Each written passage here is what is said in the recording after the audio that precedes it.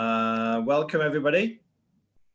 I guess you can just see at the moment our PowerPoint presentation, but just do some introductions of people facilitating today. It's myself, Lee Murphy, head of programs, opportunities program. Welcome. I'll let the other guys do themselves. I'm Rachel Wilson. I'm a Recovery and Opportunities Coordinator, or a ROC, at Westminster Mental Health Accommodation. And I'm Kira. I'm the Regional Services Manager for Westminster and Wandsworth Mental Health Accommodation Services. And I'm Bex, and I actually work for the Fulfilling Lives project in Islington and Camden, and I'm their co-production lead. And Lou's with us for a little bit, I think. Hello, yeah, I'm Lou. I'm the Learning and Development Manager. I am here for a bit of tech support while you all get going. Much needed. Do you guys want to just introduce yourselves, just your name, your service, and just why you've come along today, just to give us a sense of that?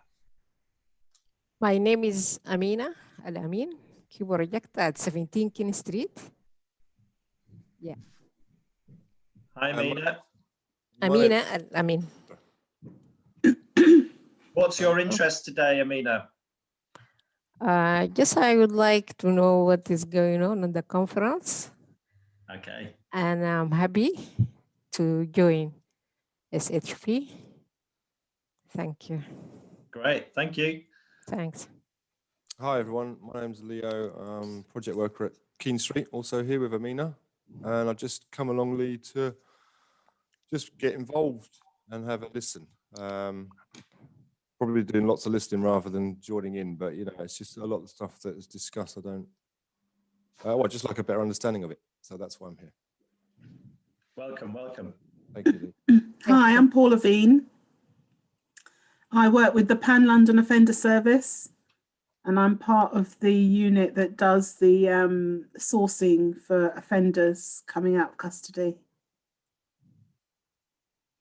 Welcome. Have you any particular interest today? What might that be, Paula? Well, I've signed up to quite a few workshops, so I can't remember. I did read the spec on the workshops, I promise, but I can't remember what this one was about. But the title was intriguing. Oh, excellent! So that alone drew me in. We snagged you with that. Fantastic. Yeah. Well, welcome. Thank you. Hi, I'm Isaac. I work in Camden Park Road in the Young People Services. I just want to be part of this workshop to learn more about client co-production and how we can incorporate it more into our work in the service here in Camden Park Road. Great. Welcome, Isaac. Hi, I'm Michael. I'm working at Farnborough House, which is part of the Lewisham Young Persons Project, and I just want to hear how other people work so I could take on some ideas and see how that could be applied to the service here. Thanks, Michael. Hi, I'm Rosie from 9 St Pancras Way Hostel. Yeah, equally, I'm interested to hear what stuff is going on across the organisation, and co-production is not something that we're really thinking about at number 9, but I would like to. So here to get some inspiration as well. Rosie. Hi, I'm also Rosie, and I work at the GLA Hotel Move On service. I'm on secondment from Lambeth Floating Support. I've joined this group because I've been quite interested, even before I was working at SHP, in the whole rights not charity approach to especially things like disability justice. So I just wanted to see what SHP is thinking about in lines with this kind of thing. Great, thank you. Is that everybody? I think we have a few people left. There's Cynthia, who has said that she's having issues with the camera. So she's joining us from Camden Park Road. Cynthia, if there was a specific reason that drew you to this workshop, you can also pop that in the chat. Other than you've done all of them, or we got you with the title. Is there anyone else? Hi, I'm Ophelia. Hi, Ophelia. Hi, I'm a hawk worker for the Pan London service, probation. Yeah. And why have you come along today, Ophelia? Interested, the title is what drew me in, but just interested in the course, really. Killer It's really, title. it was really the title, yeah. But, you know, there weren't many courses left because I joined late, but it was the title. Fantastic. We're doing something right already. And who's this, Rosanna? Is that? I already introduced myself. It's just because I'm Rosie, but my name. Oh, Rosie, right, sorry. Sorry, it's me confusing everybody. Cool. I think that's everybody. No, there's me as well. Oh, Charlotte. Hello. Charlotte. Hey, Charlotte, how's it going? Hi. Yeah, good, thanks. Is it too loud or is that a normal volume? I've never That's used perfect. a headset before. Hi, I'm Charlotte. I can't get a camera on this computer, but I think I'm not alone in that by the looks of things. And I've just started as Recovery Opportunities Coordinator at Ashley Road and Milton House Complex Needs Services. And before that, I was working Camden Recovery Service and Islington Aftercare. I came along because I'm going to implement co-production in this service, and yeah, just great to like bounce off other people and hear what other people are doing. It always helps. So hi everyone. Hi. Hey, Charlotte. Okay, great. I think that's everyone. Okay, so do you want to just flip the? Here we go. So just obviously, some of you will have read the sort of course outline. Some of you have been just snagged by an amazing course title. Actually, it's not really a course; it's a sort of workshop, which is as much about you talking about your work and thinking about your own practice than it is about us telling you anything. It's certainly not telling you how to do something or the right way to do something. But really, we're going to be looking at sort of co-production. What does it really mean? How is that might different from, say, client involvement, which is a sort of a long used term. We're going to be introducing some ideas, some initiatives that we're already working on to give you a flavor of our thinking and where we're at. We're going to be thinking together in small group just around a scenario around sort of day-to-day co-production.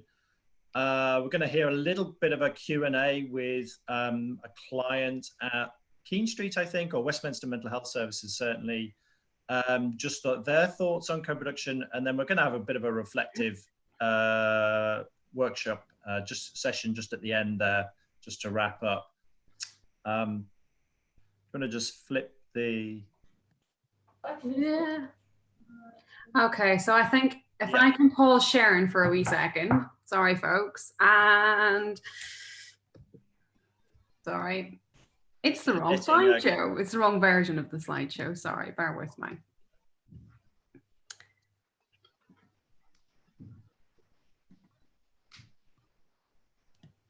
While Kira's doing her technical swap over, a couple of people that have just joined us, do you just want to introduce yourself and your service, and if appropriate, if something specific did bring you to us, what brought you to the session today? Innocent, I'm going to pick on you because you're my service manager. Thank you very much. Apologies for dropping in late. I was in another meeting. Sorry about that. My name is Innocent Temba. I'm the team manager for Keene Street, which is a Westminster mental health service. What brought me into this forum is just to hear what you guys have got planned for the future. I think we've been quite blessed at in Westminster having a rock worker who's actually quite good at their job and get involved in a lot of stuff within the team, encouraging everyone to work together to try and get clients to engage in different activities trying to figure out their interests and their aspirations and trying to work on that to try and get them involved and integrated back into the community. So yeah, I'm here to share good practice with everyone else. Thank you, Yeah, that's Innocent. it. Thank you. Yeah. Tony, I think you joined us after that round. Do you want to just introduce yourself and just what is it you're hoping to get from today? Hi, I'm Tony. I work for the Camden Recovery Service, and essentially, yeah, I just wanted to hear a bit more about what's been happening and also get ideas, because really trying to encourage the women in the women's group to get more involved in ideas and actually sort of being more involved in developing sessions and activities within the service. So. Welcome, welcome. Was there somebody else who also joined, or is that it? Everyone's said their piece? Yeah? Okay. All right. I think, Kira, I think you're ready to go. Are you? I think so, yes. Sorry about that, folks. This is what we should have come on to. Group norms for the session. Back to you, Lee. Yeah, just to say, I mean, it looks to me like everyone's pretty Zoom savvy now, and video, lots of video meetings over the last 6 or 7 months. But one of the main things will just be like just staying on mute when you're not talking, just in case there's any background noise. Obviously, just sort of police your own input, really, so everyone gets a chance to speak. It's a sort of fairly small group, and we've got about an hour and a quarter left, so we're going to have plenty of time to talk, I think. There is a raised hand function if you do want to speak. I think it feels like we're going to be okay. And then also, if you do want to switch off your video, I know some people have already got video problems, but if you do feel a bit more comfortable in just being able to speak and not sort of be seen, then that's fine as well. And if you need to leave the session, please just post a message in the chat just to let us know. And then more general kind of, workshop-y norms just around the group confidentiality and just make best use of the session, really. So hopefully that's okay for everybody.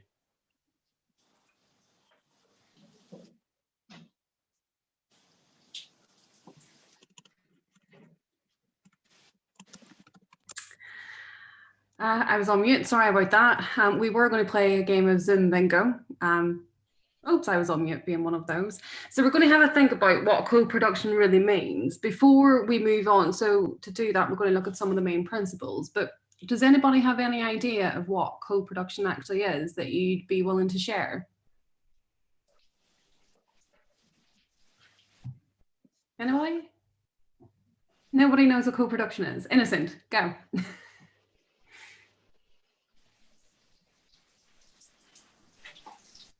There you go. Innocent. There we go. Yeah, I was trying to unmute myself. Sorry. Yeah, my understanding of co-production, I think it's about getting our clients or residents involved in whatever it is they're interested in, and trying to work with them to get that aspiration or whatever it is they want to achieve in their life to fruition. So we give them the best possible support and facilitate for things to happen that would not have naturally happened if we were not present. So it's about assisting them to achieve what they want to achieve within reason, of course. Yeah, that's my understanding of co-production.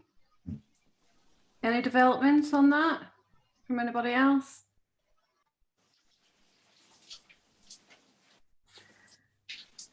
I guess oh, sorry, I started without unmuting. Sorry, go ahead, Bex. Oh no, I was just going to say, I guess it's about working alongside people, especially if you're making decisions about people's lives without them there. So for people who are experiencing the system and experiencing problems, to make sure that solutions and decisions are made alongside or with those people who are actually experiencing those problems. Sorry, Yeah. Hugo. Pauline? I just wanted to, it sounds very much like the old terminology, service user involvement.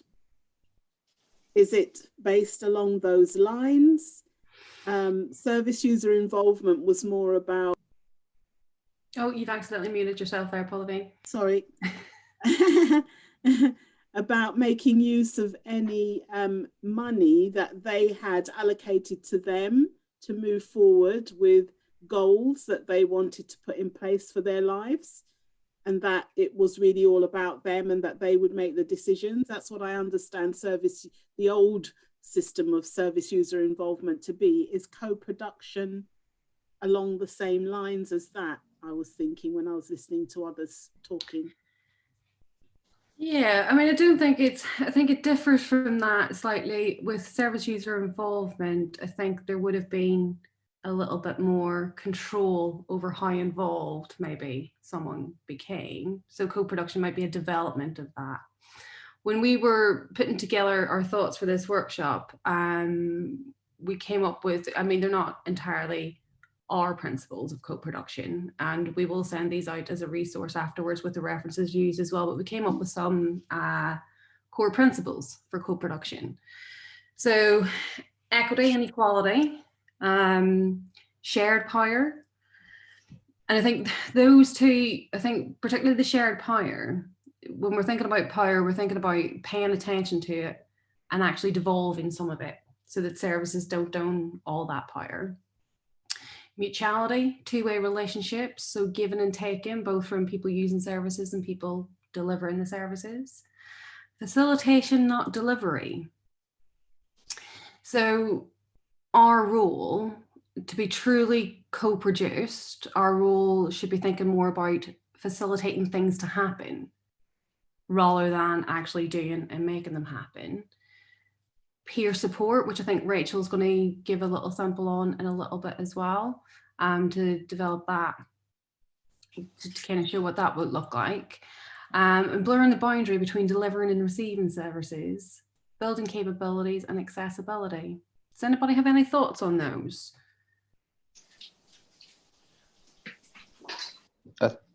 I think the facilitation, not delivery, is a nice way of looking at it, because through that you're able to empower the people that you're working with as opposed to enabling.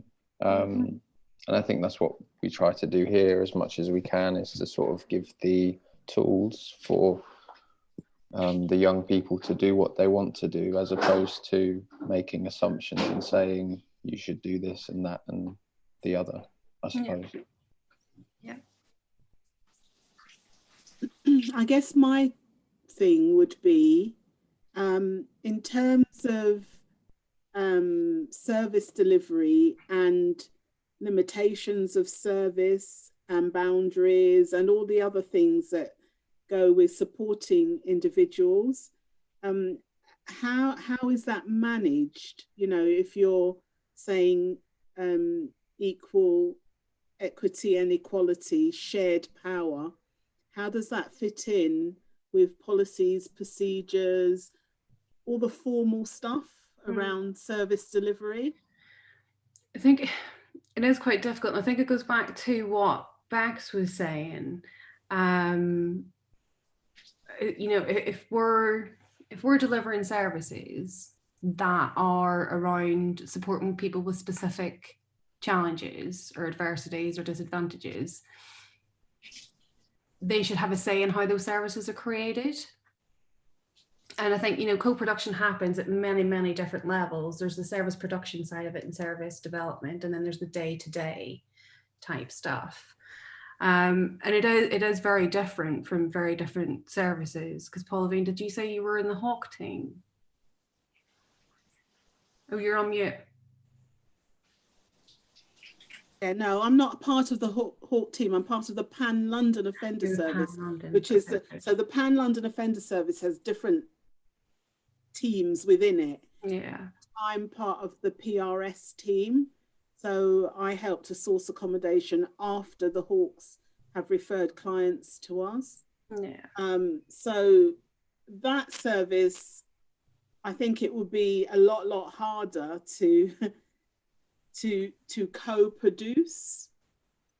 I mean, I think maybe to some level, yes, but I think that in a service like this, which is funded as well through like it's Home Office funding, it's central government funding, a lot of it. So there's things that we have to comply with in terms of how we deliver the service, which wouldn't leave very much room for clients to say how they wanted to run the service. Yeah. And I think one thing we have to remember about co-production as well is that there is co-production within central government, so within the boroughs, local government and stuff like that as well. So when services such as that you're talking about, Pauline, are being developed, there should be people who use or have used those services being involved in that as well. And that might be a wider piece of work. So I can just see that Innocent's got his hand up there. Innocent?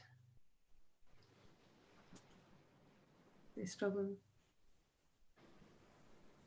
Yeah, I just wanted to chip in. I think to some extent, I think co-production, I think there's also, there should be a willingness within the organization or people who are involved in it to take some positive risk, to do some positive risk taking in terms of engagement with clients, allowing them to make decisions for themselves. I think it's about, like you mentioned before, it's about power and control.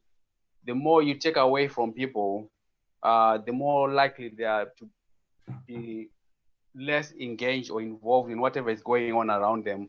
And they devolve that ability to make decisions for themselves and give it away to other people to make those decisions for them. So I think co-production is about trying to re-engage people, to try and draw them back into taking ownership over their life and making decisions for themselves. I think there's quite a challenge with the previous speaker who's just been talking about the challenges they face, particularly when they're dealing with maybe probation or the Home Office. There are certain conditions that are put in place for certain individuals, so they may not be able to make certain decisions about certain activities or events that are happening around their life. But I think there should still be room to work and maneuver in terms of allowing people to make certain decisions. About their immediate environment. I think there are certain circles of control that people have, and they should be allowed to have. I think it's like a journey, a step program. So there are certain things that people should still have ability to make decisions about. We're going to hand over to Rachel now, who's going to give 2 examples. She's going to talk us through 2 things, which might help to demonstrate how co-production can happen at different levels. Rachel, you ready? Are you talking about time banking? I was talking about the other one first. Skip to the slide and show me what I'm presenting on. Oh, I see, archive. Yeah. Before I do, I just wanted to echo Pauline's concerns, and I think it's really important to make a distinction on that question of power, which is going to be relevant to what I'm about to talk about. It doesn't mean that this readdressing of power doesn't necessarily mean, I think, for co-production, that the boundaries that are in place between a member of staff who's supporting someone and somebody who's being supported slip. It's and I hear what you're saying in terms of the Pan Offenders Service, that there are a lot of decisions that are not open to people for different reasons, because the service has been devised that way, or for other kind of safeguarding reasons. But I think a really useful question, apart from mapping out what decisions are possible, is to say, what decisions am I making as a member of staff that could safely or productively be made by the person that I'm working with? And this does involve what Innocent's talking a little bit about, which is about positive risk taking. You know, if I'm not supporting someone to make a decision that might involve them messing up a little bit, what's the real risk if I let them mess up and then we fix it, versus what's the risk, as Kira was talking about, if I if I never support someone to take that risk, and they always stay kind of dependent on that staff relationship and never develop the ability to make decisions on their own once they're not supported by someone like SHP anymore. So much better put than what I was trying to say. Yes, thank you, Rachel. Anytime. I'm going to give you a whistle-stop tour of the beginnings of a project that is intended to run in a co-produced way. And with this, I give the addendum that even though we are interested in co-production, we by no means think that it's working properly yet. It's a goal, but we're trying to plan these next two projects with co-production very much in mind. So SHP started in oh no, wait, hold on, Lee, this is your section, Lee. Oh, it's you're skiving your responsibilities. I thought there'd been a late amendment there in which you were going to rattle through all. Took me by surprise. You go ahead, and I'll do time banking next. Yeah. Okay. So yeah, just as Rachel was saying, really, the origins of SHP are really quite interesting and remarkable, and it sort of sparked an interest in a few of us, and we kind of really thought, why hasn't SHP made more of this? And that origin, and many of you may know this, I don't know, was of a number of people who have found themselves rough sleeping and homeless, negotiating the use of a property in the Borough of Westminster to live in. So this is like a client-led, if you think of it in that way. I mean, at the time, they weren't necessarily a client as such. They were sort of sleeping out, but they basically led on an initiative that was a group of peers, if you like, to rehouse themselves. And myself and Rachel were kind of have been in SHP for about a year, just over a year. And we were on our corporate induction, and we found out that SHP didn't actually have an archive. So it's an organization that's been going for about 45 years and didn't have its own archive. And we kind of thought, oh, there's an opportunity. Not only do we have this incredible origin story that requires some sort of exploration, and perhaps some sort of interrogation in terms of like how SHP might stand up today. It's also a cracking opportunity to have a kind of co-produced approach to something that is very much a kind of live, living archive, not only of what's happened, but what's happening. So one of our aims with this archive project is have a very long run-in to SHP's upcoming impending 50th anniversary. So we had an idea maybe to have a number of projects that might constitute an SHP accessible archive project built up over a number of years, so that once we get to the 50th anniversary, we have client voices very much to the fore, talking about things that matter to them. And equally things that matter to staff as well. I think one of the things around kind of client empowerment is that it goes hand in hand with staff empowerment. There's something of when you begin to look at the power differentials and trying to flatten some of the hierarchy, that obviously includes staff formal structures as well. So do we want to flick me over to the next slide there? Okay, so basically our aims were to celebrate and promote SHP, to basically really pull out sort of interesting good practice examples with the proviso that what might go into the archive really would have some sort of co-produced process to it. To be celebrating the 50th anniversary, to really be bringing client voices and stories to the fore, basically to be connecting up elements of SHP. As I say, we've been here a year. I think the conference is going to be really helpful in joining up different parts of SHP. I really liked listening to a lot of people talking about their work yesterday. And we'd like to do that a little bit more so that we can kind of share the practice as well as the experience of sort of living through COVID. But just share our practice, share our approach. What is it that sort of is, what are we doing and what is driving that? What are the ideas and values that are driving that? Obviously connecting with social issues, not only now, but within a historical context. It's an extraordinary time. It's in some ways, a very difficult time, but also there are a lot of kind of movements, progressive movements as well. And our questions might be, how does SHP relate to these things? What is it doing as part of this? Where does it situate itself? And obviously we're currently, or we've been in Black History Month, and obviously seismic events over the spring and summer, and obviously a very major topic there. But there's lots of other stuff. It's interesting. I work also for a social enterprise photography, a community interest company, and we have an archive at the Bishopsgate Institute. And we went to visit some of the work that happened, that old charity did in 1976. And all of the issues are exactly the same as they are today. Housing, immigration, policing, health, so on and so on and so on.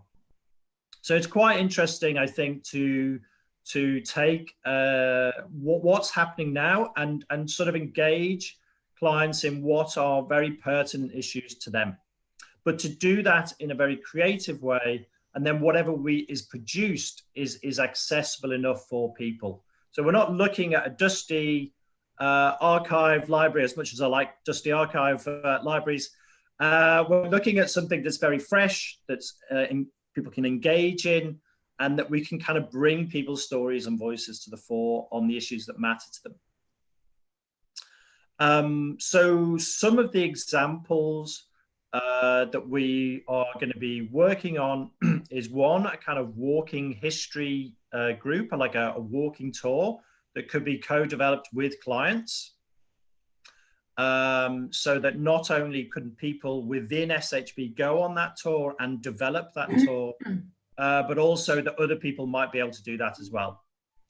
To have some kind of training for clients to conduct peer-led research, and to also make use of and access existing archives. And then also just another idea was a sort of self-portraiture group, workshops, program of work, in which we are really looking at elements of control and identity, and people being able to take more agency over those things. One of the things that we've grappled with, particularly in opportunities, is the need to have really good content versus the issues of consent and representation. So that would be a project which we could really think about and draw out these kind of questions that are, fraught with institutional dynamics. The need for a business to have really good stuff that they can show people versus the individual's journey, not only through SHP, but through their life and how it's impacted by the institution, by SHP or the system we're in. So they're just like a few examples. We're going to go on to a Westminster example now, and then we'll have a bit of a chat about some of the motivations behind this. Thank you, Lee. That's a really swift overview of a project that's still in development. Pauline, this also may speak to Pauline's question about how something like co-production can work in some of our settings and services where there's more kind of framework and less kind of space for us to develop in the way that we would choose if we had the choice. Because Lee's titled this the swap shop, which is a bit cheeky of him because we'd not called it that until this point. What we're doing at Westminster Mental Health is trying to establish a time banking scheme Put simply, it's a swap of a service or a skill, or something that you can offer for another hour of somebody's time. You give an hour and you receive an hour. So for example, if somebody that I work with was to offer to help run a poetry group for an hour, it's not, there's a beneficial element for them, but that's also labor that they're putting in. So they would bank an hour of their time that they've earned. And say, for example, another resident could offer IT support, and they can then spend the hour that the first person can spend the hour that they've earned doing the poetry group by receiving an hour of IT skills. These kind of time banking projects have been running for about, Kira, correct me if I'm wrong, about 20, 30 years. They usually set up in communities where there are people that are kind of socially isolated or distanced, to bring communities together. They've also run quite a few interesting pilots, more and more in prisons. And they work really well in prisons because this kind of system of swapping a skill or something that you're interested in either offering or receiving can be really flexible. So in prisons, it's much more kind of ETE focused, like getting people to set up entrepreneurial businesses. Whereas in the community, it's about, getting someone to do the shopping for you if you can't get out of the house, or sometimes it's just a social call or a language swap or something like this. In this context of a mental health accommodation service, it's going to be, Kira, can you slip to the next slide? Yeah. It's going to be based around the opportunities system, the opportunities program to some extent. But it will, the basic premise of it is the realize support. It's a framework to help people support people to realize that they have something to offer, to value what it is that they have to offer, to make them think about things that they actually have to offer, to build a reciprocality with other people, and to build socializing and kind of spending time with other people, which is something that I think can be really struggled with. Kira. That peer-to-peer support, quite often when working in services, at least in my experience, you end up with a lot of residents have and sorry, I am speaking about accommodation services, which is where my background is. You end up with the transactions typically going from person living in service, person working in service provides the support, and it's that back and forth. And what we're trying to do in Westminster and Wandsworth is create more peer-to-peer support and actually recognize interdependence as well, that we are all dependent on people. That's kind of how life works. And it's about recognizing that and helping people to recognize that within that community setting, they have something to give, and what they have to give is valued. So at the minute we're focusing on the peer-to-peer, but eventually we will want to think about how we can use this to develop services as well. So what we've taken on at Keene Street in Westminster is quite an institutionalized type service. So it's just slowly chipping away at that and helping give people back autonomy and decision-making processes. So it's very, I mean, it's already, we're not quite ready to launch the whole thing yet, but it's already going. People are already doing it. It's a good answer to the question. Sorry, go ahead. Sorry, I was going to say it sounds really familiar to me. And the reason it sounds really familiar to me is that I was a volunteer coordinator with a volunteer bureau and left that sector in 2003. So there's definitely something that was going on back then when I left the sector in terms of this, because it sounds very, I mean, when I heard time banking, that just, it clicked with me that I've heard that phrase somewhere before. And I think it's when I was in that sector, or when I just left that sector in 2003. So you're right, it's been going on for a while. Maybe it was called something else when I was in the sector. Sorry to interrupt just then, by the way. Yeah, thank you for sharing. Yeah, I mean, I'll wrap up just by saying, I mean, it's a really useful answer to the question, you know, am I getting paid for this? When people, you know, engage, there's with institutionalized services as well, there's an understanding from people that live in them that I've got to engage in groups, in quote unquote groups, in order to be seen to be progressing, to get moved on. This is an attempt to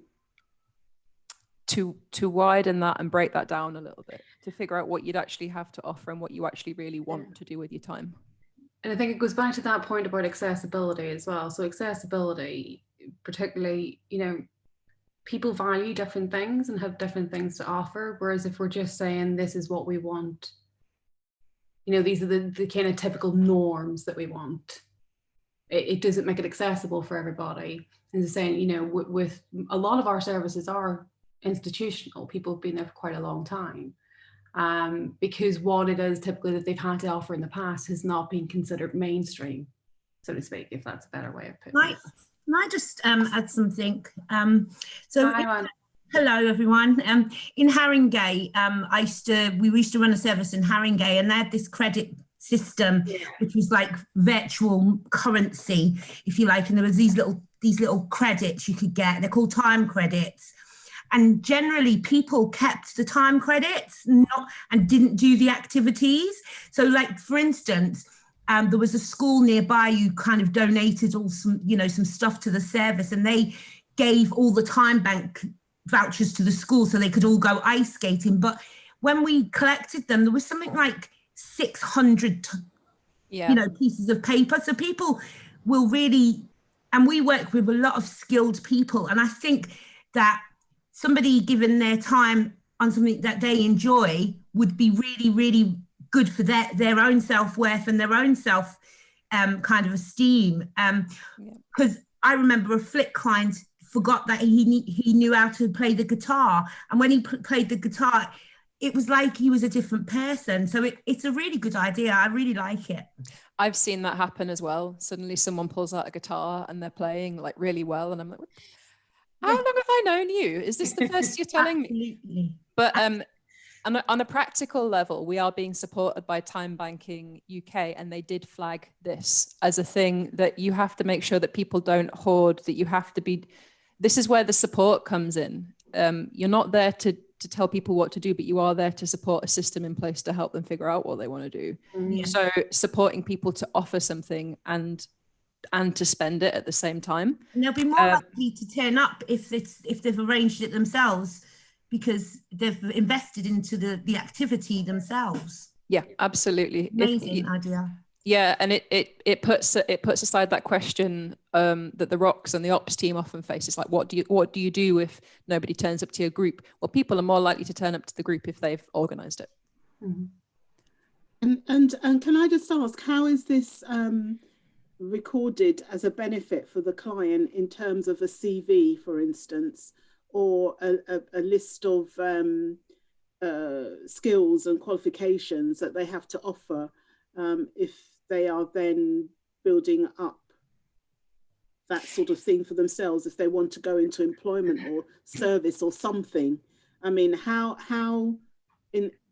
do we, if we're supporting somebody with time banking, provide references, I don't know, proof, I guess, of the fact that they've done this work? You know, they're exchanging their time, but how is it recorded for their benefit moving forward?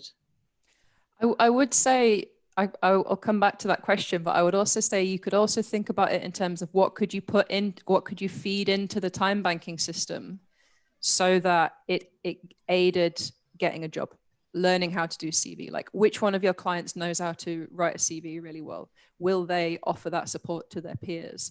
Who knows, you know, rather than thinking about the activity that we do with someone as something that can be listed and ticked, how can the support we offer people be practically useful in a way that's, you know,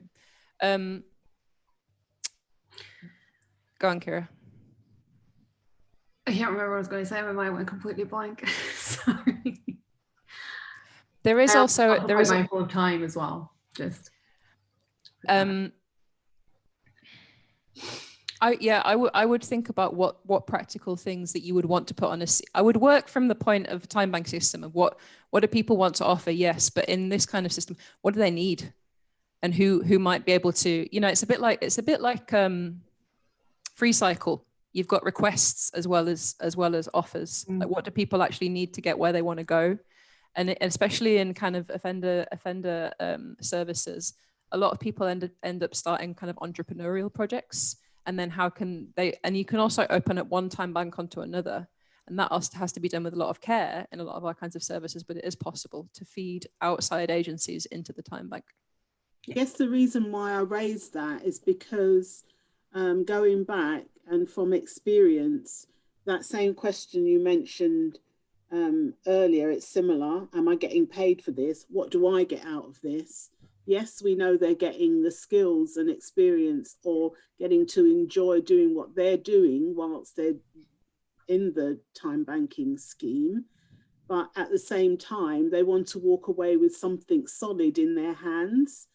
So yes, a peer person can offer that support. But at the end of the day, I guess if they're putting in lots of time, it'd be nice. I mean, it's just like us. If we go on a training course, we're expecting to get some recognition of that. So that's where I'm coming from with that. There's two. I know we're short on time, Kira, so I'll be really quick. There are two things, because we have a high support service, Keene Street, where we're focusing more on peer-to-peer. But we also have two medium support services, and we're thinking of echoing what Westminster Council do with their kind of time credit system, which is offering material things like ticket, not now obviously because everything's closed, but material things by way of recompense.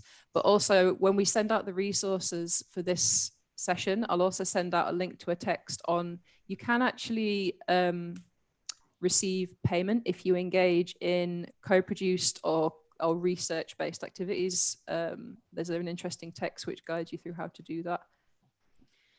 And in terms of CV and stuff as well, Pauline, I think we are still as AQA registered learning demo, so there's no reason why that can't be tied in to receive with that to get certification as well.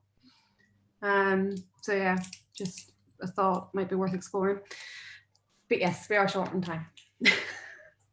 I'll also send out the links to the other examples of where time banking's worked in prison services, because they may have addressed these questions in a different context to us, so there may be more useful advice there as well. Okay, Lee, do you want to introduce the group? Yeah, I was just thinking actually that it may be better to do this as a large group exercise, just given the timing of where we're at. So shall I take off the slide, and then if we all go on gallery view, we can see everyone? That's great, yeah. Okay. Oh. So if anybody's not on gallery view, it should be at the top of your right-hand corner of your screen. You can select speaker view or gallery view. Okay, so basically we wanted to just get you thinking a little bit about, I mean, people have already started talking a little bit about their local services. We were going to do this in a sort of smaller group, but just for time wise, we'll do it in a large group. So please feel free to throw out your thoughts, suggestions, ideas, what have you. The scenario was basically that we were going to give you was basically Christmas is coming. A few residents have said they would like to have an activity making Christmas cards together. So a really basic request coming from some residents of a project or clients of a service. And we wanted you to just think a little bit about the principles of co-production, some of those principles that Kira had put down on the slide there. And just to think a little bit about how you go about achieving the very simple task. What kind of decisions would you make that wouldn't be co-produced? What advantages would there be in working in a more co-produced way? What kind of challenges you'd anticipate and how you might work around them? So just the kind of really simple clients coming along, wanting to do an activity around Christmas card making, And we're wanting you to kind of think about that and how that can be done in a more co-produced way. And what sort of decisions might you be a little bit anxious about or feel like couldn't be made in a co-produced way, that you would need to be made by staff or managers. So just a very basic, any ideas really? It feels like quite a simple task. Is it to do in a co-produced way, and what challenges might you have? I'll just say this is also a really useful one to think about because there is a Christmas card competition come out from the ops site this year. So we could all technically go away and it's good to start from that point of view. Like, oh, there's a competition for our SHP to make Christmas cards. How would I normally do this? And then what in that could be shifted.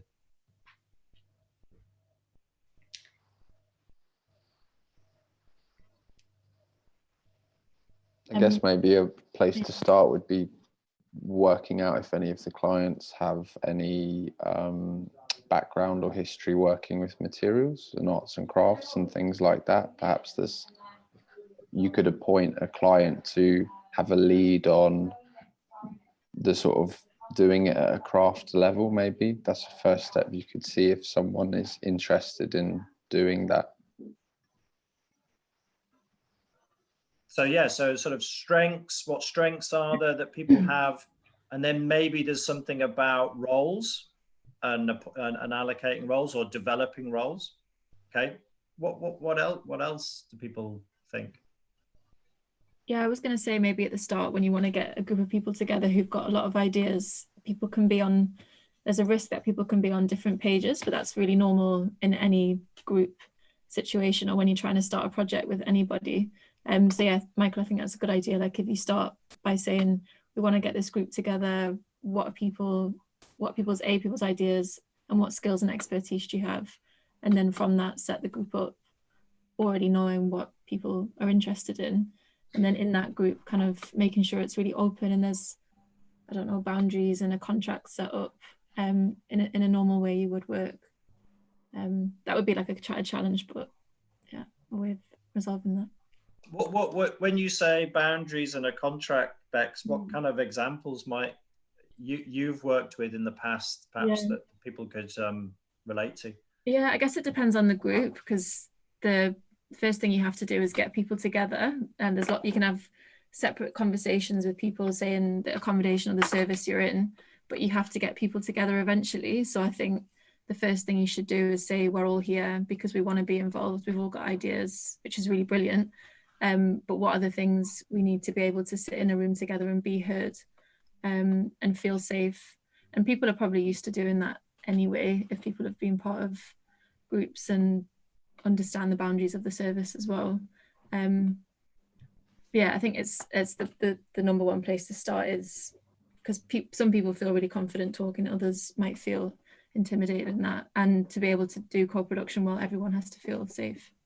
I suppose that would be one of the challenges as well, because then you'll get the kind of really lively clients that want to do everything, and then that overshadows the people who are quieter. So you'd have to manage that quite well and make sure that everybody's got their own job, so they've all got a part of it, for instance.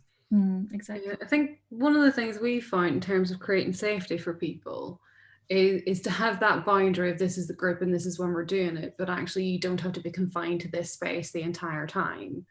So people can get up and go out and know that it's okay to do that, but also having somewhere where people can go smoke quite easily just by stepping out of the room. They don't have to go too far. So not smoking indoors. Yeah, definitely still have to smoke outdoors. But yeah, we've always had more successful groups when people have been able to just, if the room they're in is just beside the outside. Smoking's quite social as well, and people get most of their really great ideas when they're sort of socializing together, don't they? Yeah. Food also helps. I mean, what meeting would we have if we could have them in person without offering everybody a cup of tea and a biscuit?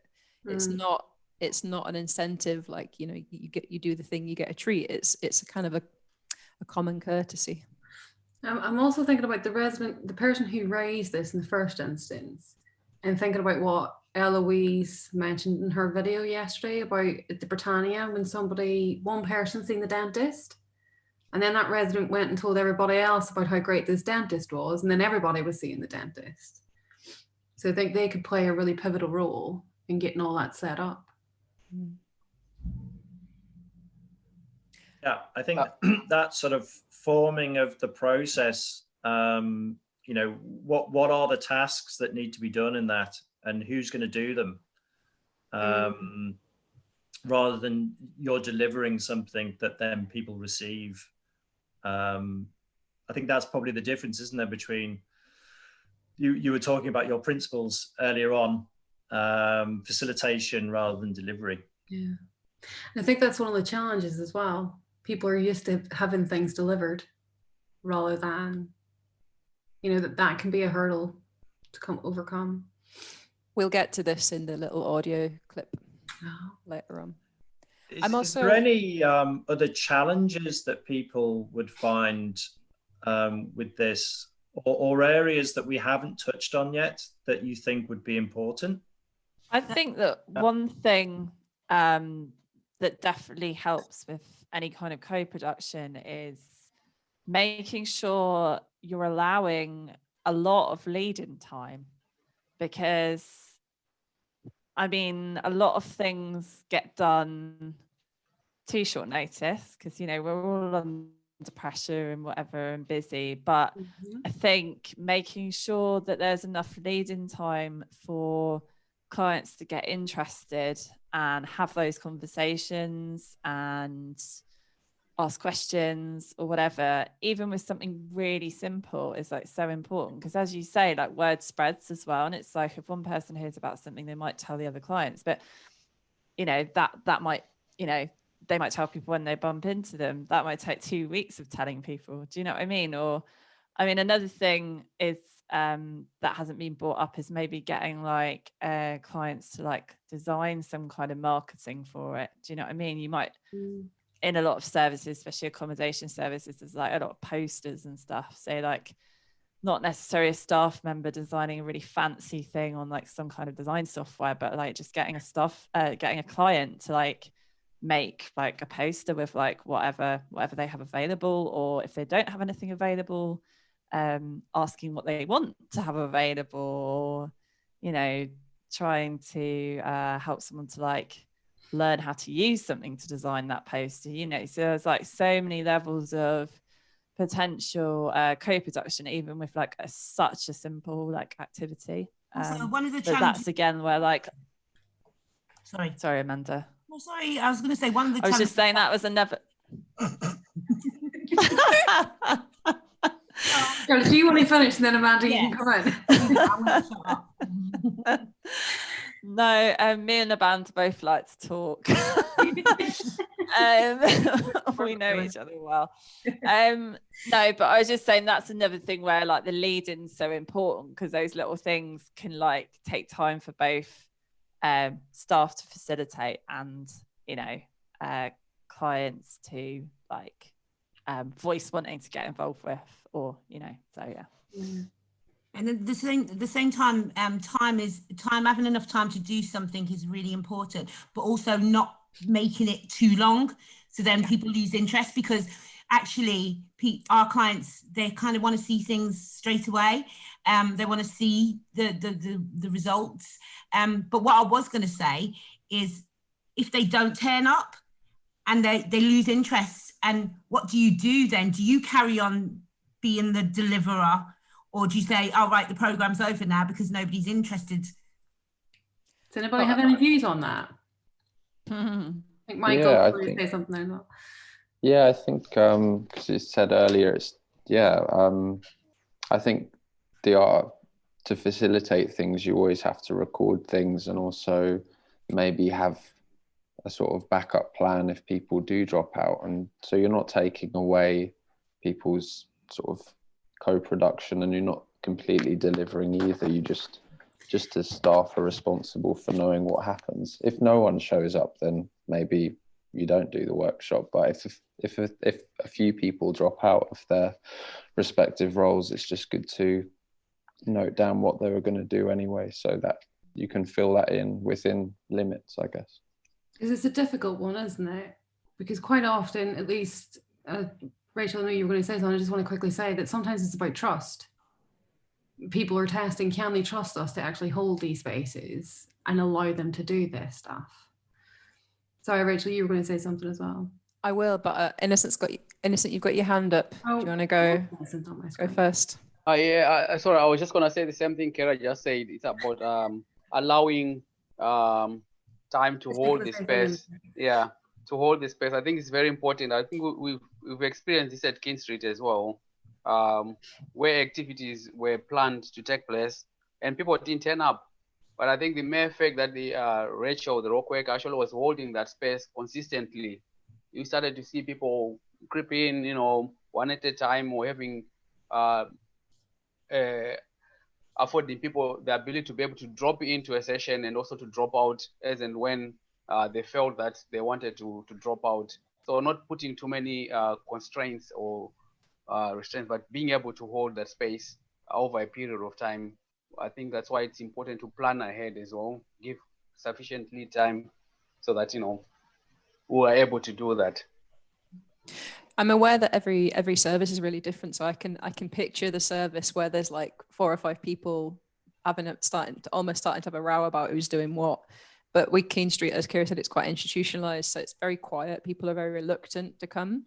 So I think there's a balance between. I tend not to do one-off events too often, because there's some use in doing something for at least a month, maybe to 6 weeks for a project, or if it's a different kind of group, then holding it regularly. And I think I've found there's a balance to be gotten between holding that space in a way that people can flexibly come in and out of it to test it, to see if it's safe, because so many other things in our clients' experience haven't been safe spaces to see if you're going to stay. If you're going to stay, it's not dependent on them coming, you will hold the space. But also, at the same time, doing a little bit of listening. Like, is this something that somebody really wanted to do? We did a drama group for a little while, and it's quite a balancing act, figuring out what people actually want. And that is negotiated a little bit by, if it's something that somebody has instigated themselves, then it's more likely to be something that people want to get involved with. And Michael, your point earlier about asking people if they want to lead stuff. I mean, in our case, most people aren't quite ready to lead a group themselves, but you can also come back and say, well, do you want to co-facilitate something? And for the first 6 weeks, that might be just them kind of being there a bit more than they would have done. But I've seen it work where, as they get into it and get more, they start to take a little bit more ownership, and then you can start to step back a little bit. I think what we're saying is that the people aren't necessarily used to just engaging in the decision-making process and how that works, unless you put certain things in place. And also just having a space, even if it's a group and you're saying this is your group, or what does that mean for people who've not had that? How do you go about exercising some sort of and gaining some sort of benefit from that? So there's work to be done from our side, I think, in terms of holding these spaces, but also trying to work out what's helpful, but doing that alongside people where we can and where they can take up that space, because it's going to be very different for for different people and for the different services that you're running. I'm just aware of time. Do you think we can, is anybody else who hasn't spoken want to say anything just more generally on some of the points that have been raised or some of the presentations before we go to the next section? Yeah, I was just going to say, in relation to what Rachel was saying about ensuring that it's like a safe space, is that particularly when it's being client-led, the nature of the workshop, that obviously the clients aren't aware of each other's backgrounds, each other's traumas, each other's sensitivities. So ensuring that the client-led workshop doesn't be potentially triggering workshop or a triggering topic for other clients. So being very actively involved as a staff member who is aware of each client's background as well. I think that's where the training comes in, isn't it? Because when we train our peers and our befrienders, they go through a series of training which leads up to what they've been waiting for, like to be volunteers or to use their lived experience, and they take it really seriously. So the training would be a really big part of that. They'll learn about, excuse me, how to, to boundaries, all the things that we learn about in our training. Yeah, thank you. Is there anybody else who hasn't spoken who wants to? Just to say, Charlotte's just posted in the chat about the holding space and how important that can be when people don't turn up, and I think it's a really good point in there as well. Yeah. Right. I mean, I think what we're saying is this is often very process-driven exercise, and all of the kind of relational aspects of our work come into this kind of work, this co-produced way of working. So being reliable, having some sort of framework, something that people can kind of begin to trust in and find consistent is going to be really useful. But equally, it needs to be flexible. And I guess that throws up the questions: what's up for grabs? What are the opportunities where people can get involved, and how can they get involved? Should we move on to the interview? Rachel, are you? Yeah, sure. So we're going to do this via some very high tech, which involves Rachel holding up the phone to a microphone, because that's how we roll. So I'll let you take away. You don't need fancy software to do this stuff. This is done kind of with thinking about client voice with the archive project and things like this in mind, and actually hearing from people that I work with, at least, what they think of this kind of approach, which led me to realize I've never really talked with any of the clients that I work with about co-production. And there's an interesting question there about whether you're making the systems that you think are useful visible to the people, or whether you think you need to enact it, and what happens when you do actually start to have those conversations. So I had a conversation with a guy that I work with who gets involved in quite a lot of stuff, and tried to explain this for the first time, what co-production was to him. And I kind of did it as a two-pronged approach. Like, there's one option where staff make decisions for you. They decide what's good, and they kind of put on opportunities and they make decisions. And there's another option, which is, you work together to make decisions in the house about, what groups are going to run or things like this. So I'm going to play you a little 4-minute clip, and it's worth listening to all the way through, because this goes back to what we were talking about the kind of embedded beliefs, not just for staff, but for the people that are living in services or being supported by services, about what decisions they can and are able and should take. So just give me a thumbs up if you can hear this. What about when it comes to not just the groups and activities that we do, but the kind of overall running of the house, like the meals that we eat, or the way decisions are made in the house more generally, about the decoration in the house, or the way medication is given, or the way all of the small decisions that are made. What would you say about the way that fits into these two models? One where things are decided by the staff, and one where the residents get to work with the staff. For the medications, I think the staff will decide. Have to decide. The staff have to decide. So it's not up to the residents. I'm not on medications because I had the right to stop them after I was discharged from the hospital. So I'm far away from the medications, but my opinion is that people here, they have to follow the rules. I don't know how to say it.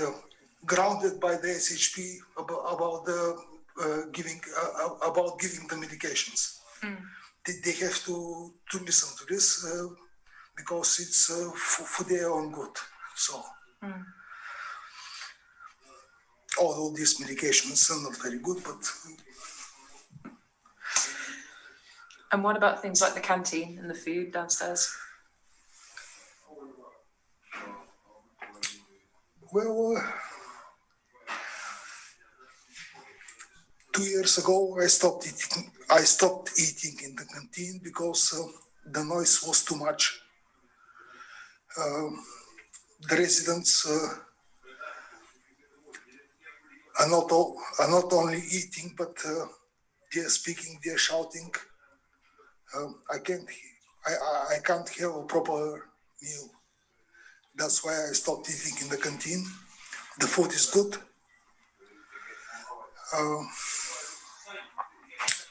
I had the chance to be introduced to the kitchen, not to introduce to the kitchen, but to get to know to the kitchen, to the different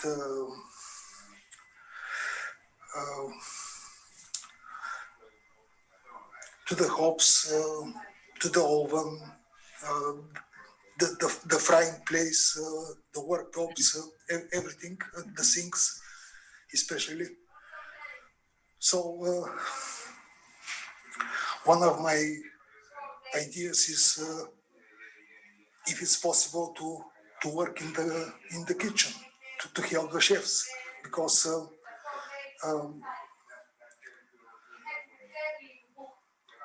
I can cook. So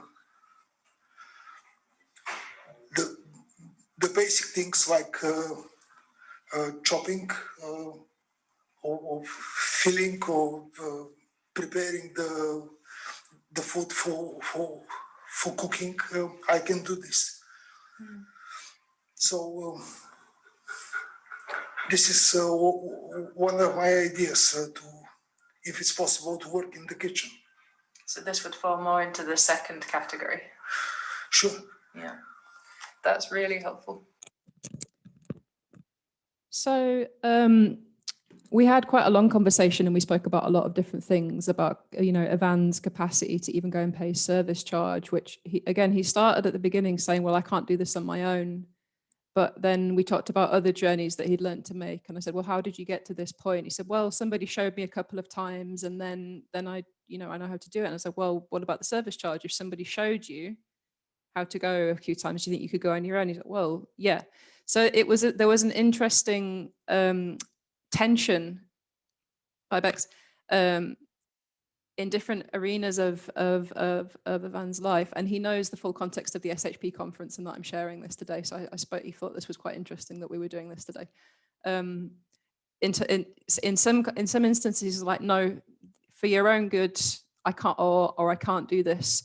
But once the processual thought of like what things they kind of want or how things might work opened up, the possibility of making decisions or getting involved in a practical way kind of really opened up. And it also occurred to me that actually sitting down and having that conversation about what co-production was with Ivan opened up some things that I didn't really already understand, despite the fact we work together quite a lot. So I recommend it. It's quite a useful conversation to have with people. But does anyone have any thoughts on listening to that short snippet? Oh, and for context, Ivan is partially, very, very partially sighted in one eye and blind in the other. So when he's talking about working in the kitchen, which he will be doing with support and going to the service, there are other issues at work prohibiting from doing things as well. He has cooked for the service recently, hasn't he? Yeah. Yeah, he cooked a whole meal, and we have like 20, 30 people being fed. He helped. Takes a lot. Practically, it takes a long time, but that's where the kind of rock role or other similar roles or a project worker with a lot of time comes in. If you've got the time to help people support people for like 3 hours to make a meal, it's possible. It's not always possible, but it is achievable. I suppose I was interested in his reference around, particularly around medication and the management of that, the holding of that, the dispensing of that. as being quite sort of with the staff, with the institution. And it'd be quite easy for us to come along and sort of go, no, all clients should have, everybody should have their own medication and should be able to dispense it themselves. But actually people aren't at that stage, and they've been in a certain way for a long time. And so how we marry that in terms of individual choice, but also like as running an institution or trying to deinstitutionalize a thing that we're running, struck me as quite interesting, really. So something about the legacy of something, and maybe also feeling the need to feel safe and defer to something, versus our sort of desire in some ways where people would have informed choice and also managing their own health, taking greater agency, if you like. So I just, that struck me. I think Kira's probably got something to say on this. Because it just like, because Keene Street is quite special in a way, particularly, so it used to be a care home. It hasn't been for a long time. There's always been amazing work that has gone on there even before we joined, but it's institutional in the way that medication was managed. But one thing we found is by slowly building confidence elsewhere, more and more people are taking ownership and autonomy over more serious aspects of their life now as well. So again, just getting people involved in sometimes very mundane, basic things that we would take for granted or we might not think is a big deal, for other people can be huge. And yeah, that's all I wanted to say on it, I think. I think it's there's something to be learnt there in that conversation that's extractable to other issues, even though medication is quite a pertinent one to us, which is, until you start to ask the question, I don't think there isn't a hard and fast answer. Should we completely let people determine their own medication? Well, that doesn't always work. Versus, should we just dish it out every day and not let people have any risk? But until you ask the question of where people sit on that line, and it's different for every individual, and then what you do to get them going in a different direction, you can fall into, and that kind of question about how much agency is currently being allowed or restricted is applicable in a lot of other decisions. Why are we doing it this way, or why do we want to do it another way? Sorry, I think, Rosie, I'm not too sure if you've unmuted yourself to speak. I don't notice that you've come off mute. Yeah, no, I was just going to say that I think that's really interesting, and it definitely makes me think of a lot of clients at Number 9 who have had long careers previous to substance use issues and homelessness, and often actually offer their service to do things in the hostel, like when we have window cleaners come in, they might be like, why are you getting someone in? I can get up a ladder and clean the windows for you. When I think we can be quite dismissive of that well, this person has drug and alcohol needs, like the health and safety of it, the resources it would require to have someone do something like that. And it's just really made me think about how, if that's what someone is really interested in doing, and also I'd have this kind of moral issue of letting someone do that, and we can't have any way of paying them as well, which kind of comes back, yeah, exactly, to the time banking stuff. So yeah, thank you. It's really made me think about how we approach those conversations with clients when they say things like that to us. Innocent, your hand's up.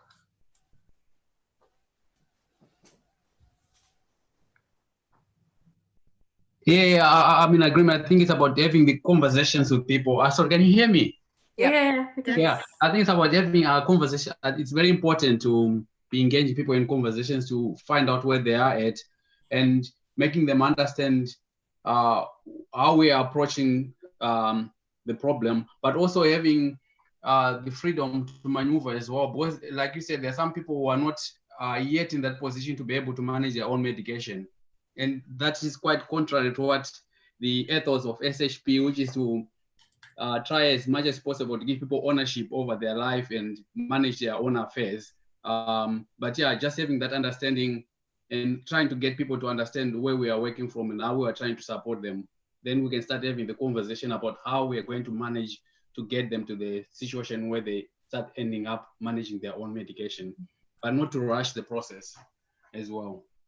Because people have been in institutions for a very long period of time, and they should be given time to to absorb and digest that information and not get trashed or get things imposed upon them. Yeah. Thank you, Innocent. Paula Bain. Yeah, just one more thought. We're talking a lot about having the conversations with the clients, but where are we at as an organisation? Where are we at? You know, it's all well and good having the conversations and building up people's hopes and dreams of, you know, being able to do certain things. But as somebody just raised, there are concerns around the, you know, oh, I'll do the window cleaning, you know, and then that person's having a bad day, they tumble off the ladder and crash to the floor or the ground, and, you know, does our public liability insurance cover that? You know, so there's all sorts of, you know, things that we need to be thinking about as an organisation before we start asking those questions, because or before we start asking the questions to the clients about what they want to do. Are we covered, you know, as an organisation? Are we able to manage those requests? You know, it's not fair to put all those things out there to the clients when we know fully well that we don't have all the answers. So that just a last thought I was thinking, that's what it raised for me just now. Yeah, I think it's a really good question, but just something popped into my mind there as well, is flipping that on its head and actually asking that question to people using our services as well, about what actually do we need to have in place and what actually would help them to do these things too. I think the question needs to go both ways, really. I think also until you ask that question and run into a situation where if you had a little bit more flexibility, you'd be able to do amazing things, is the only way that question is raised. And the only way that you then start to think about, okay, so how do we address this as an institute, like as an organization? The organization won't suddenly get more flexible and more permissive before we start asking questions. It's a messy, painful process of pushing at the boundaries of what we're allowed to do, because, you know, it's not going to have occurred to somebody that's writing the liability policy. And there's also a pragmatic thing, like the guy, Ivan, who were recorded earlier, he's an engineer. So in the house, he assembles all the furniture that we have. Like if you got Leo will tell you, he did a office chair the other day. But when it came to like the filing cabinet, which is about 7 foot high, I thought it would be great for him to do that. And yet, so there's also a bit of a risk management, just not from a liability issue, but from like what's really safe for somebody to do. But there's all kinds of other things that fall into the completely safe, completely fine category that can be worked with as well. And it comes back to that question is, are there decisions you will make which won't be co-produced? And I think, like, are there things that we just can't do? And then that's a back and forth negotiation or explanation of the limitations of what we can and can't do as well.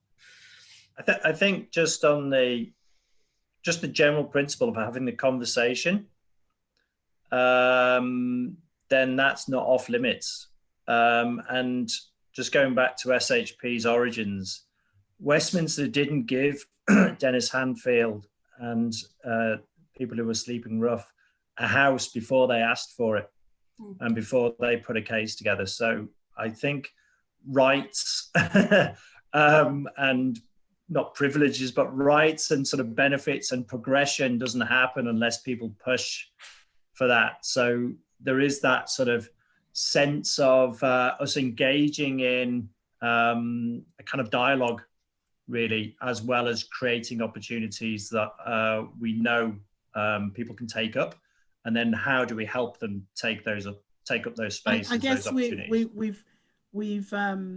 We've superseded. I mean, you know, we've moved on so much since those days that it's harder to do what you're saying, I guess. Oh, absolutely, absolutely. Yeah, it's a lot harder. But I do agree that the conversations can be had. I think you're absolutely right. I think imagining that sort of scenario happening now, you would really struggle, wouldn't you? You would really struggle. Yes and no, but the living conditions available for people that were rough sleeping, and we know because we're working in Keene Street. Now this building, Bruce House, has a long history. If you Google the kind of living conditions that were available to people in 1970, and that then was the status quo, and there was no wiggle room because there's no money and there's no. Yeah. But then there were a lot of protests, and then people become empowered, and then they go out and make these autonomous decisions. Now I'm not saying that we go and have a protest. That's how we started.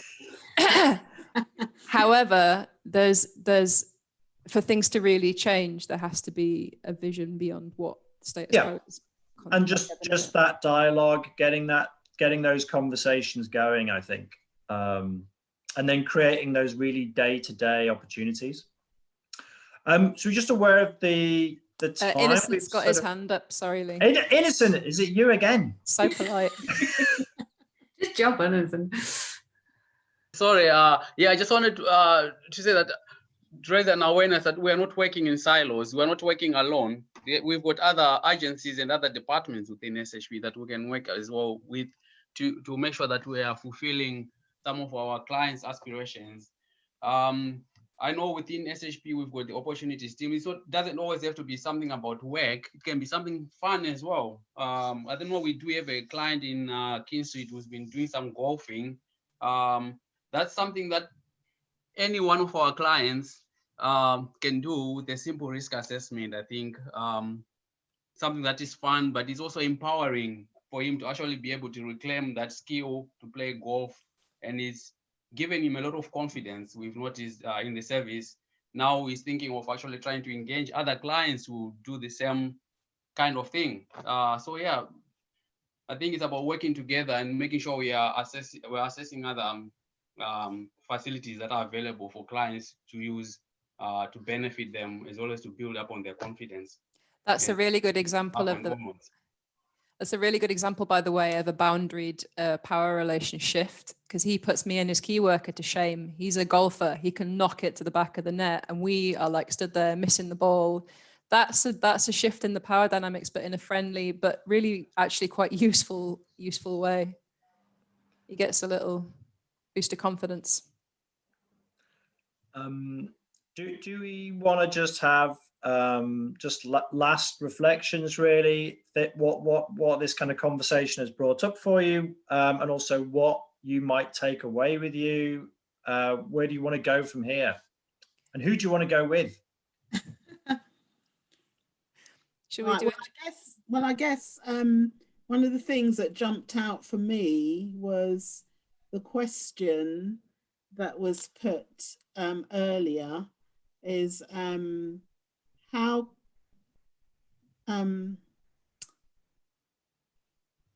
where is it? Oh yeah, here we are. What decisions am I making as a member of staff that the client could make for themselves?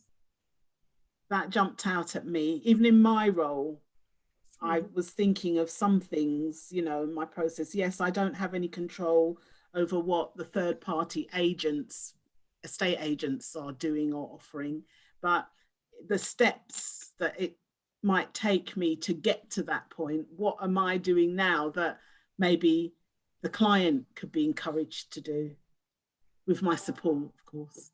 Yeah, so even though I can't move forward with a lot of the fantastic things that have been talked about here, because it's accommodation-based services, which is completely different to the work that I'm doing. And also the work that I'm doing, after about 3 months, we have no more contact with the client. So it's very brief intervention, which is different to accommodation services. But yeah, I did get a lot out of today. So thank you. Thank you. Thank you. Thank you. Anybody else? Just what's it brought up for you? What will you take away? What are you going to do now? We in the aftercare service, we've already been discussing this, but now it's official.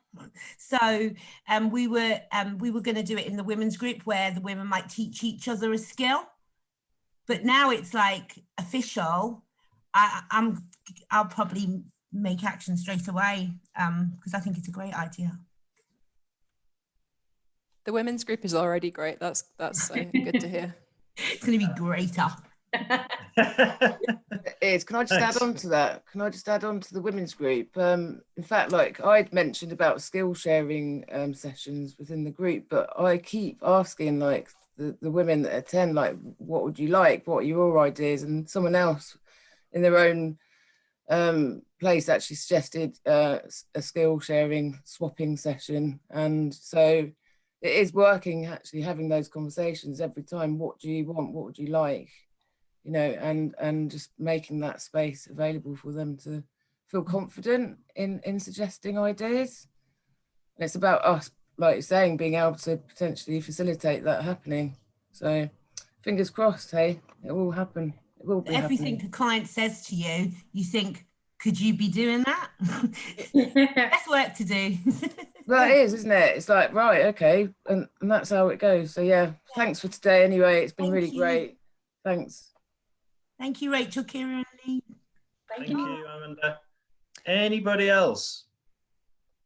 I mean, just in terms of like, one of the things that we talked about just at the very start about silos and about sharing practice.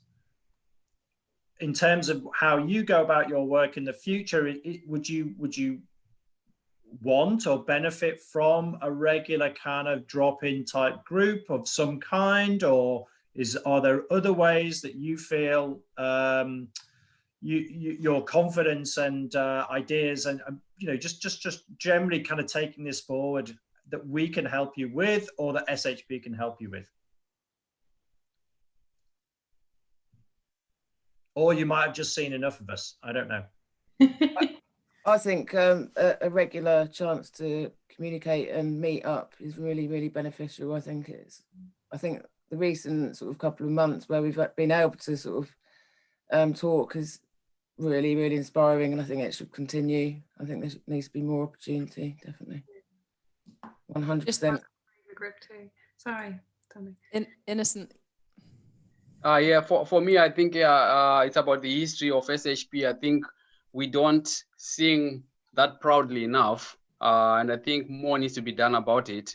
I think it will be more empowering and give our clients more voice, more power, more empowerment, really, if they knew where the origins of SHP. I think that needs to be improved on. I think it's a good project that you are doing, this archive project. I think something needs to come out of that. That's going to really put SHP out there. Thank you, Innocent. If you do have any questions or suggestions, or if you want to run something that would like be involved in or put into the archive, do email like opportunities or good, thank you, or Lee or me. Yeah. I think a few other people have agreed with the regular workshop in the chat as well. And I definitely second that too. I think it's brilliant to bring people together across from different services and just, as Tony was saying, just share and learn. Yeah. And talk. It's, you know, it's invaluable. Okay. Are people happy enough to end there, or nobody want any last rites? Anybody want to throw anything in there at the end? All good. Well, it's a pleasure to spend some time with you, and I hope you enjoy the rest of the conference. Yeah, and look forward to seeing you again at some point. Thank you very much. Thanks, Right, guys. Bye. Take care, everyone. Acceptable. Thanks, guys. Bye. Bye, everyone. Thank you. Bye. Bye.